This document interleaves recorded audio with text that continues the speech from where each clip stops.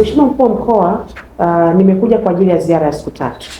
Kuona ahadi za Mheshimiwa Rais ambazo alizifanya zinatekelezwa vipi, ili tujihakikishie kwamba yale ambayo viongozi wetu wakuu wanayafanya basi yanafanyika kwa uhalisia wake.